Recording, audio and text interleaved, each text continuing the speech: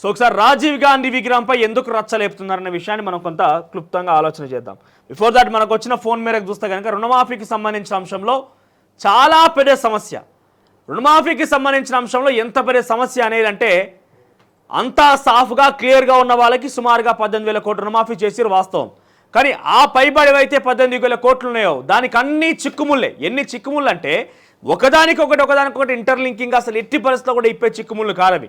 ఆ చిక్కుముళ్ళని విప్పడం ప్రభుత్వానికి ఒక నిమిషం పని.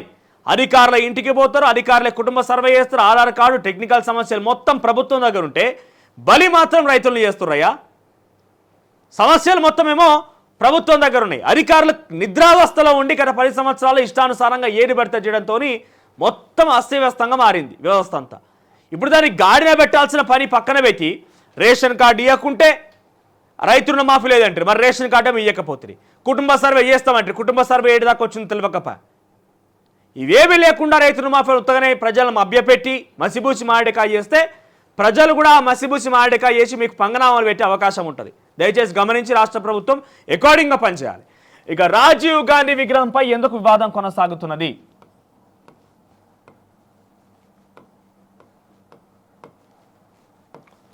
రాజీవ్ గాంధీ విగ్రహంపై ఎందుకు వివాదం కొనసాగుతున్నది? బిఫోర్ దట్ ఇది చెప్పే ముందు రాష్ట్ర ప్రభుత్వానికి ఇంకొక హెచ్చరిక ఏంటంటే గత 10 ఏళ్ల పరిపాలనలో దొరల పాలన అనే పేరిట ప్రజలు కూడా విరక్తి చెంది విముక్తి లభించాలని వాళ్ళ యొక్క దృఢ నిశ్చయంతో ఇటు బీఆర్ఎస్ పార్టీ మీద వ్యతిరేకతతోని కాంగ్రెస్ పార్టీకి ఓటేసి కాంగ్రెస్ పార్టీని గెలిపించిన మాట యావత్ తెలంగాణ ప్రపంచానికి తెలుసు, తెలంగాణ యావత్ ప్రజానికానికి తెలుసు. 10 ఏళ్ల దొరల పరిపాలన నుంచి విముక్తి లభించాలనే ఒక ఉద్దేశంతో యావత్ తెలంగాణ ప్రజానికం కంకణబద్దులై బీఆర్ఎస్ పార్టీ 10 సంవత్సరాలు పరిపాలించింది కదా, వీళ్ళు మాటలు బాగానే చెప్తున్నారు, వీళ్ళ మాటల సంగతి చూద్దామన్నట్టుగా వీళ్ళ మీద వ్యతిరేక కాస్త కాంగ్రెస్ పార్టీకి పాజిటివ్గా మార్చింది, కాంగ్రెస్ పార్టీ అధికారంలోకి వచ్చింది. కానీ ఈ 9-10 నెలల పరిపాలనలో ముఖ్యమంత్రి రేవంత్ రెడ్డి కేసీఆర్ని మాత్రం ఒక రకంగా అందుకోలేకపోయాడని చెప్పాలి. ఎందుకని అంటున్నా అంటే మీరు గమనిస్తే కేసీఆర్ గత మొదటి 5 ఏళ్ళలో కొంత పరిపాలన బాగానే ఉండే, 2-3 ఏళ్ళ దాకా కొంత ఏమి ఇబ్బంది లేదు. పథకాలు నేరుగా డైరెక్ట్ ప్రజల ఖాతాలోకి వచ్చేది, రైతు బంధు కానీ లేకపోతే ఇంకేదైనా పథకం కానీ పెన్షన్ కానీ ఏమీ కానీ ఏమైనా డైరెక్ట్గా నేరుగా ప్రజల ఖాతాలోకి వచ్చిన ప్రజల్లో కొంత మొట్టమొదటిసారిగా తెలంగాణ రాష్ట్రం వచ్చింది. కేసీఆర్ ముఖ్యమంత్రి అయిన కాబట్టి కొంచెం ఆచితూచి ఆలోచన చేసిర్రు. ఆయన కూడా కొంచెం డైరెక్ట్గా వెళ్ళే ప్రయత్నం చేసింది. మీరు చూస్తే ఇప్పుడు కూడా పోండి, ఆయన రుణమాఫీ చేయలేదు కావచ్చు, కానీ రైతులకి రైతు బంధు సమయానికి ఇచ్చి లేకపోతే ఇంకోటో గత తెలంగాణ పరిస్థితుల్ని గతంలో దానికి కేసీఆర్ వచ్చిన తర్వాత పోల్చుకుంటే నీళ్ళు వచ్చినాయి, కొన్ని అవి ఏర్పాటు చేయగలం. ఎందుకంటే మన నిధులని మనం సక్రమంగా ఉపయోగించుకోగలం. ఆంధ్ర ఆ పాలనలో అక్కడ దోపిడీ గురైన దాన్ని కాస్త మనదాన్ని మనం సక్రమంగా ఉపయోగించుకోగలం. సో పాజిటివ్ నెగిటివ్ ప్రకృతి సహకరించి అన్ని రకాలుగా సహకరించింది కాబట్టి కేసీఆర్ ఒక మొదటి 4 సంవత్సరాలు 3 సంవత్సరాలు మంచి పేరు మూట కట్టుకోగలిగిండు. కానీ రేవంత్ రెడ్డి మాత్రం ఈ స్థాయిలో ప్రజలకు వెళ్ళలేకపోతున్నాడు. కేసీఆర్కి ప్రజలతో ఎమోషనల్ కనెక్టివిటీ ఉంటుండే, ఆయన భాషలో కావచ్చు, ఆయన మాటలో కావచ్చు, కొంత ఆయన ఆ రకంగా అప్పుడున్నటువంటి సిచ్యువేషన్లో అట్లా గమనించారు ప్రజలు. కానీ రేవంత్ రెడ్డి అదే స్థాయిలో వెళ్ళాలంటే ఇంతకు రెట్టింపుగా మీరు పనిచేయాలి. బేషజాలు లేకుండా మీ ప్రభుత్వం సంబంధించి గొప్పలు పోకుండా చెప్పిన మాటే పదే మళ్ళా చెప్పి ఆగమైపోకుండా సమయానికి రైతులని, మహిళల్ని, విద్యార్థుల్ని కనుక ఆదుకొని ఉంటే ఈ ప్రభుత్వం కూడా కేసీఆర్ మొదటి 3-4 సంవత్సరాలు ఏ రకంగా అయితే పేరు ప్రఖ్యాతలు గాంచిండో, కేసీఆర్ పేరు వినంగానే ఏ చిన్న స్థాయి చిన్నకారు రైతులు కావచ్చు, మహిళలు కావచ్చు అందరూ గుర్తుపడతారో కేసీఆర్ అంటే అభిమానం ఉన్నారు, అదే స్థాయిలో రేవంత్ రెడ్డికి మూట కడుతుంది. రేవంత్ రెడ్డికి గొప్ప అవకాశం ఉన్నది. ఎందుకంటే ఈ 10 సంవత్సరాల్లో 3 సంవత్సరాల కాలంలో ఒక మంచి పరిపాలన ఇచ్చి 7 సంవత్సరాల విధ్వంసం జరిగిందనేది ప్రజలు గమనించారు. కాబట్టి దాన్ని ఓవర్కమ్ చేసి మీ దిశగా మీరు ముందుకు వెళ్ళాలంటే మంచి గొప్ప అవకాశం. రేవంత్ రెడ్డి ఆ రకంగా ఇప్పుడైతే ప్రయత్నాలు చేయడం లేదు. ఎందుకంటున్నా అంటే ఆయన ప్రయత్నం మొత్తం కూడా ఒక లెవెల్ వరకే ఆగిపోయింది, గ్రౌండ్ వరకు వెళ్ళట్లేదు. రేషన్ కార్డు ఇస్తే గ్రౌండ్ వరకు పోయినట్టు.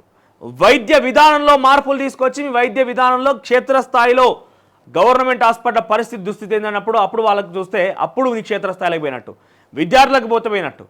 ఆకలిలోనికి అన్నమని పెడితే ఏం కాదు, కానీ నాకు ఉన్నది అని చెప్పి ఆవురు మన విచ్చలవిడిగా పడేసిన దగ్గరికి పోయి తిను అని ఇంకా అన్నం పెడితే వాటి పరిస్థితి తినడు. సో ఆకలైన వాళ్ళకి అన్నం పెడితే బాగుంటుంది. రేవంత్ రెడ్డి గారు ఈ క్షేత్రస్థాయిలో ఇంకంతవరకు పోలేదు. 100% పోలేదు. మీరు ఆకలైన వారికి అన్నం పెడితే బాగుంటుంది. ఒక్కసారి ఒక ఫోన్ కాల్ వస్తుంది, తీసుకుందాం మనం. ఎస్ కట్ అయింది.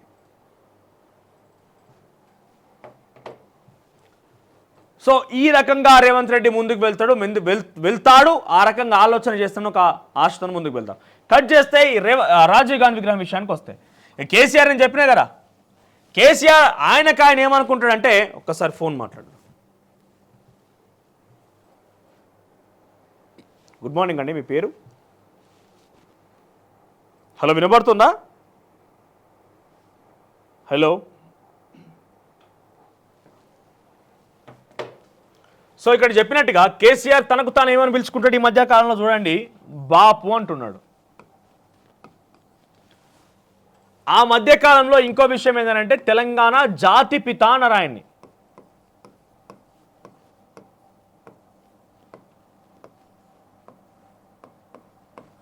తెలంగాణ జాతి పిత అన్నారు. ఇంతెందుకు, ఒక చోట విగ్రహం కూడా కట్టి గుడి లెక్క పూజ కూడా చేశారు. మీకు గుర్తుందో లేదో, సిరిసిల్ల దగ్గర ఇక్కడ ఒక మనిషి, పెద్ద మనిషి. ఓకే, బాపు తెలంగాణ జాతి పిత, విగ్రహం కట్టి పూజలు, ఇవన్నీ రకాలుగా కీర్తి ప్రతిష్టలు పొంది ఆయనే పెద్ద ఆయనకు మించి ఆయన ఎవరు లేరు అన్నట్టుగా మనం చూసినాం గత 10 ఏళ్లలో. సెక్రటరియట్ కట్టింది ఎవరు? ఆయనే. కానీ సెక్రటరీ ఒకసారి వచ్చిండా? రాలేదు.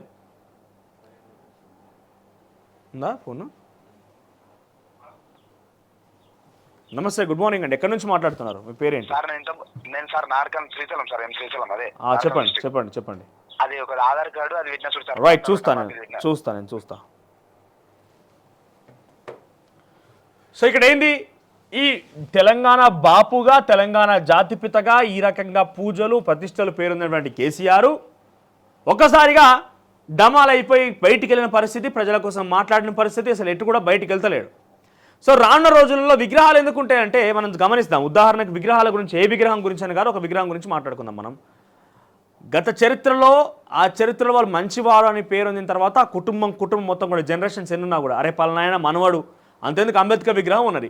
అంబేద్కర్ మహనీయుడు ఎన్ని త్యాగాలు చేసి, ఎన్ని రకాలుగా ఆయన శ్రమ ఓర్చి చదువులు చదివిండు, ఆ వర్గాల్ని ఏ రకంగా బయటకు తీసిన, రిజర్వేషన్ అనేది ఆ వర్గానికి ఏ రకంగా కేటాయించిన చూసినాం. అటువంటి మహనీయుడు విగ్రహాన్ని మనం ఆ రోజు ప్రతిష్టాపించుకున్నప్పుడు ఆయన మనవాడు ఒక ఎంపీగా ఉన్నాడు, ఏం చేసినాడో ఎవరు తెలియదు. కానీ ఆయన కూడా కీర్తించబడిండు, ఆయన చరిత్ర కూడా చెప్పబడింది అని అంటే ఆయన ఎవరి గురించి కీర్తించబడిండు? వాళ్ళ తాత అంబేద్కర్. కాబట్టి అంబేద్కర్ మనమని ఆ రోజు విగ్రహం కోసం మనం ఇనాగ్రేషన్ పిలుచుకున్నాం. ఇప్పుడు అంతే, తెలంగాణ రాష్ట్రంలో తరతరాలుగా చరిత్రలో చెప్పుకోవాలనే ఒక పేరు, కేసీఆర్ పేరు ఆ రకంగా ఉండాలనేది బీఆర్ఎస్ పార్టీ ఆకాంక్ష, బీఆర్ఎస్ పార్టీ ఆశ. డెఫినెట్గా ఆయనకు గుర్తింపు ఉంటుంది, కానీ ఇంకా రెట్టింపుగా ఎవరు లేరుగా. ఇప్పుడు మనం తెలంగాణ రాష్ట్రం గురించి మనం ఒక రకంగా మాట్లాడుకోవాలంటే, భారతదేశానికి స్వాతంత్రం తీసుకొచ్చిన అనే దానికి ప్రతిసారి మనం కరుకున్నట్టయిన మహాత్మా గాంధీ విగ్రహం చూస్తాం. ప్రతిసారి మహాత్మా గాంధీ విగ్రహం అనేది కామన్గా మారిపోయింది. సో అంతటి స్థాయిలో పేరు ప్రతిష్టలు పొందాలనేది కేసీఆర్ యొక్క లక్ష్యం. కానీ సచివాలయం అంటే ఏంటిది? ప్రభుత్వ యంత్రాంగం మొత్తం అక్కడి నుంచే పనిచేసేటువంటి పని. ప్రభుత్వం మొత్తం అక్కడి నుంచే పనిచేస్తుంది. దాని ఎదుట బయటికి వెళ్ళంగానే ఒకటి అమరవీరుల స్తూపం కట్టిరు ఆర్టిఫిషియల్గా. అది అమరవీరుల స్తూపం అని ఏ ఒక్క తెలంగాణ వాడు అనుకోడు. అమరవీరుల స్తూపం అంటే అసెంబ్లీ ముంగట్టుంది అమరవీరుల స్తూపం. మీరు గమనిస్తే ప్రతిసారి నివాళులు అక్కడ అర్పిస్తారు తప్ప ఇంతవరకు అందులోకి పోయింది లేదు, అక్కడ అమరజ్యోతి దగ్గరికి పోయింది లేదు, చూసింది లేదు. ఇక అంబేద్కర్ విగ్రహం అయితే కట్టిండు వెనకరికి, కానీ అంబేద్కర్ విగ్రహానికి సంబంధించి కనీసం అంబేద్కర్ ఆశయాలను ఒకరు ముందుకు వేయలేకపోయిండు. కట్ చేస్తే ఈ ప్రభుత్వ యంత్రాంగం మొత్తం పనిచేసి సచివాలయంలో రాజీవ్ గాంధీ విగ్రహం పెట్టడంతో ఏమైపోతుంది? రేపటి జనరేషన్స్ ఏం మాట్లాడుకుంటాయి? రేపటి చరిత్రలో రాజీవ్ గాంధీ ఏ మొత్తం ఆ రకంగా ఒక ఇండికేషన్ పోతుంది. అప్పుడు ఏమైపోతారు? రాజీవ్ గాంధీ లాంటి ఒక టాలెస్ట్ ప్రైమ్ మినిస్టర్, అంటే డెఫినెట్గా టాలెస్ట్ ప్రైమ్ మినిస్టర్ అని చెప్పవచ్చు, అంటే హైట్లో కాదు అనేది, కొన్ని మార్పులు సంచలనాలు తీసుకొచ్చిన దాంట్లో చాలా క్రియాశీలక పాత్ర పోషించింది రాజీవ్ గాంధీ. సో రాజీవ్ గాంధీ లాంటి విగ్రహం, భారతదేశ ప్రధానిగా పనిచేసిన ఆయన విగ్రహం ప్రభుత్వ యంత్రాంగం ఇక్కడ పెట్టడంలో తప్పేం లేదు. అలాగని ఈ విగ్రహం పెట్టడంతో బీఆర్ఎస్ పార్టీకి వచ్చే ఇబ్బంది ఏంటంటే, రేపటి రోజున చరిత్రలో ఆ విగ్రహం అక్కడ ఉన్నది అంటే అంబేద్కర్ విగ్రహం, రాజీవ్ గాంధీ విగ్రహం, అమరజ్యోతి అని ఇది కావచ్చు, ఈ పరిసర ప్రాంతాలు మొత్తం కూడా ఒక విగ్రహాలకు సంబంధించిన సందడి నెలకొంటుంది. కాబట్టి అక్కడ ఈయన చరిత్ర కనుమరుగైపోతుందనే ఒక భయం, ఒక ఆందోళన ఆ పార్టీకి పట్టుకున్నది. వాళ్ళ డిమాండ్ గొప్పరే, తెలంగాణ తల్లి విగ్రహం పెట్టారన్న డిమాండ్ గొప్పరే. కానీ 10 సంవత్సరాలు తెలంగాణ రాష్ట్రంలో తెలంగాణ తగ్గ విగ్రహం ఇది అని చెప్పి సర్టిఫై చేయలేకపోయారు. ఎస్, ఇది తెలంగాణ తల్లి విగ్రహము అని అథెంటిక్గా దీని గురించి చెప్పలేకపోయారు. ఇప్పటి వరకు కూడా తెలంగాణ తల్లి విగ్రహం దొరలాగా ఉన్నదని చెప్పి కాంగ్రెస్ పార్టీ లేదు మీ దొరలకి మీ యొక్క కాంగ్రెస్ పార్టీకి ఎవరిని చూసినా ఆ రకంగా కనబడుతుంది అనేది బీఆర్ఎస్ పార్టీ వర్షన్. సో ఏదేమైనా కూడా చరిత్ర పుటల్లో కేసీఆర్ పేరు అనేది కొంత ఆందోళన కలిగించే విధంగా ఉందనేది బీఆర్ఎస్ పార్టీ వర్షన్. కాబట్టి దీన్ని కూలగొడతాం పక్కా అని చెప్తున్నారు. వాళ్ళు సర్టిఫై చేసి పక్కా కూలగొడతాం అంటున్నారు. విగ్రహాలను కట్టిన తర్వాత మంచి కూలగొట్టడం మొదలైతే రాష్ట్ర వ్యాప్తంగా కొన్ని ఆందోళన రెచ్చగొడతాం. మనుషులు పోయినా ఏం కాదు కానీ విగ్రహాలు పోవద్దు అనేది ఒక సెంటిమెంట్గా తెలంగాణ రాష్ట్రంలో మొదలైంది. సో చరిత్రలో మిలిచిపోయే విధంగా రాజీవ్ గాంధీ విగ్రహం పెడతామని కాంగ్రెస్ పార్టీ చెప్తే చరిత్రలో తమ పేరు ఏమైపోతున్న ఆందోళనలో బీఆర్ఎస్ పార్టీ ఉన్నది. సో అందుకే రాజీవ్ గాంధీ విగ్రహం పైన ఇంత రచ్చలేపుతున్నారు.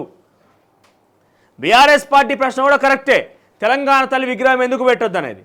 ఆ తెలంగాణ తల్లి విగ్రహానికి పెట్టొద్దని బీఆర్ఎస్ పార్టీ ప్రశ్నించినప్పుడు ఇది తెలంగాణ తల్లి విగ్రహము, ఇంకో ఇది రూపురేఖలతో తెలంగాణ తల్లి ఉంటుందని అథెంటిక్గా బీఆర్ఎస్ పార్టీ ఏమైనా సర్టిఫై చేసిందా? ఆ గవర్నమెంట్ ప్రభుత్వంలో ఉన్నప్పుడు వాళ్ళ పార్టీ ప్రభుత్వం ఉన్నప్పుడు ఏమైనా సర్టిఫై చేసిందా?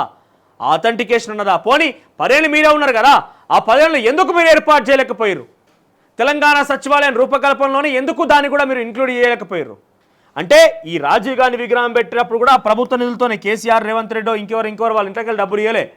మళ్ళీ దాన్ని కూలగొడతామంటే ఈ ప్రజాధనాన్ని మీ యొక్క రాజకీయ అవసరాల కోసం దుర్వినియోగపరచొద్దు. ప్రజాధనాన్ని మీ యొక్క రాజకీయ అవసరాల కోసం దుర్వినియోగపరచొద్దు.